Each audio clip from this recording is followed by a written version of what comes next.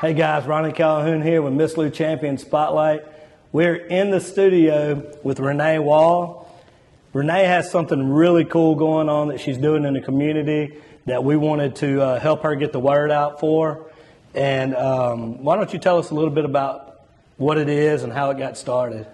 Okay, so the project that I'm working with right now is the Natchez Literacy Project, and we actually started it the school year of 2017-2018, back when I was on the Natchez Adams School Board. And the way it came about was we were at a school board conference, and one of the topics was about reading levels and reading ages.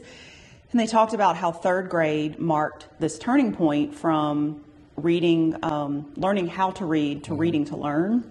I mean, I know you know that, you were in schools around here. And, but in this area, that's not always the case. In third grade, a lot of kids around here still don't know how to read. And it kind of hit me when they said that was kind of this goal age. And being on the school board, I just kind of wanted to, figure out how I could help. And so I was talking to a friend of mine, Rachel Dale, and she and I kind of came up with this idea. She had a friend who was a book distributor. And I had my little school board salary that I kind of considered the school board as a volunteer. So I took that money and we bought books, and then she helped me and a few other friends. And we, that first year, it was just a few of us. We purchased books, and we actually, I think that first year we only did first, second, third grade maybe. Okay. And we passed out the books, and then it's kind of evolved from there. Now I try to use local distributors instead of the one from Baton Rouge. Was grateful for her that first year, but now we kind of try to make it more local. So this year we're actually using Ashton Reimer. She taught over, she teaches over at Fidelia. Fidelia. And so basically, we're trying to get the community to help. The more people that donate means more books, and we can, get nicer books, expand the grades. Now we try to do pre-K through third grade. So since we started in 2017, we've passed out over 3,000 books. And basically set it up like a book fair pre-pandemic. We'll have to we're going to work with it this year. It'll probably be a little different, but pre-pandemic what we did was sort them by the grades and by the schools, and we would go to each school and set the books out, and each class got to come in and pick out a book like they were at a book fair. Awesome. Only they didn't have to have money for it. It was free. Yeah. Okay, well, I see you brought some books in for us today. Yeah, so I brought a couple. How does this work? A couple examples. So these are some of the books that people have donated this year that were not bought through Usborne. And these are a couple of the books that were purchased already this year through the link. So if you go online and purchase books for us and have them shipped, then they will donate 50% of what you spend. So if you buy $10 in books for us, they'll give us $5 more in free books. But you don't have to purchase for us.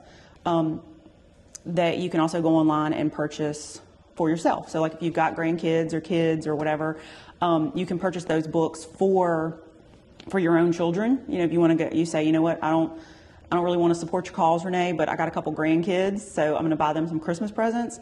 Well, this book company will still donate to us. So you can spend for every, $1 that you spend on your friends and family, they will donate 50 cents. So they'll match it at 50%. This year we've had a little bit more, we've had more people just donating money or donating books.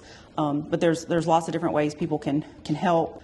We have a lot of foster care children. There's actually a large number of children who are considered homeless, where maybe they have a home they go to, but it's not theirs. They living with family or friends or boyfriends, girlfriends, And so that, those national projects are hard. It's hard to collect addresses. So I've found that over the past several years, this is an easy way to get books out. And it's the ability to meet a need. And you're going directly to the source. You're going directly to the school. You're not trying to spread it out over all these addresses. You're going to the schools, setting it up like a book fair, and the kids come to the library and get books for free. Correct. Yeah. And then another thing with the teachers, a lot of times I'll say, if a teacher comes in and they say, oh, well, I have a kid that's absent today. And I'll tell the teacher, okay, well, once everybody's done, I try to let all the students pick out a book first. And then any kids that aren't there that day, I tell the teachers, okay, come back. And of all the books that are left, I want you to pick one for your students that are absent. So even the kids that are absent that day, we still make sure that they have a book left at the school for them. Right now, we're in the middle of a sort of a drive, I guess, and we're close to where we want to be, right? And where are we at right now, and what's the goal? So right now we have enough monetary donations and physical book donations for about 800 books. And this year the goal is a little over 900. So I would like to get about 100 more books, or enough money to purchase those books. And some of them are as cheap as $2.50. They're not expensive books, but obviously if more money is donated, we can get, bigger books or better quality books.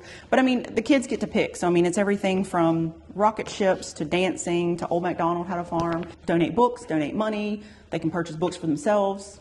And I think that goes back to what you were saying before, learning to read versus reading to learn. I think whenever kids are interested in what they're reading, then they begin to read to learn new things. Correct. Absolutely. So let's talk about how people can help, and anybody watching this that wants to be involved, whether it be donating books, buying books, giving money. Why don't you tell our viewers how they can help? So absolutely. So first, people can just donate books like these have been donated, or you can go to the website, which I'll get you we'll guys put it to on post. the screen. Yeah. Yep. There's going to be an Usborne link, and you can go directly on that link, and you'll have to create a little login, and you can order books for us. We have a wish list, and you could just purchase books off the wish list, but you can go to that same link and purchase books for yourself. And if you go to that link and purchase books for your own kids or grandkids, Usborne does that 50% match. Okay. And so that's another way. Or you can donate monetarily. I've got a Venmo account set up that I can get you that Venmo. There's also a checking account at Delta Bank. Okay. And it's in a Doing Business As account, Natchez Literacy Project. So if anyone wants to donate anonymously, or you want to make sure it's tracked or whatever, you can donate to, you can go donate at Delta Bank. Another option, if people say, look, I don't even have $5 to spare, that's okay too. You can still help. We need all hands on deck once the books come in, because we'll have close to 1,000 books, and we sort them by grades and schools, so that the day we distribute, it's a little bit easier. Well, can they just message you through the Facebook site? We'll Perfect. Put the Facebook site on the screen, and so anybody interested in that, I think it's a great project. I've worked with the kids in the area, as you know, and I've seen the struggle, and I think it's admirable what you're doing. I appreciate it as a teacher, and it's something that's greatly needed in the area. So there's one more project that you wanted to mention too. Their project is Blessings for Bulldogs. They have a Facebook site. Okay. And they pass We'll put it on the screen. Yeah, they pass out backpacks, like for kids to take home on the weekends with food and things like that, and and then some of the needs that are that we can meet for our children. Okay. Well, we're thank you for coming by and sharing this with us. That's two great local projects that are happening for the children in our area. We'll have all the information on the screen for you. Get in touch with them to be able to get involved, to donate, to volunteer. And as always, have a champion day.